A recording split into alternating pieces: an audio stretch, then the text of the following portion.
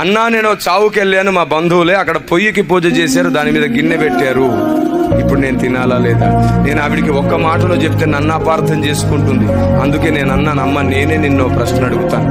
పొయ్యికి పూజ చేసి దాని మీద వంట చేసినందుకు అది తినాలా వద్దా అనే డౌట్ నీకు వచ్చింది కదా.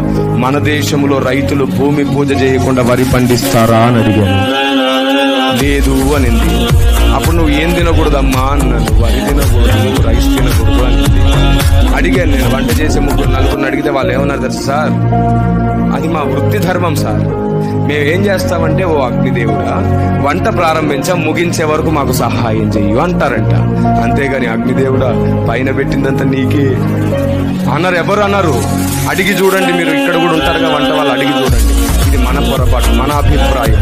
నైవేద్యముగా సమర్పించే ఉద్దేశం అయితేనే నువ్వు అపవిత్రం అవుతావు, కానీ అంతకు మించి నీకు ఎలాంటి అపవిత్రత అంటదు.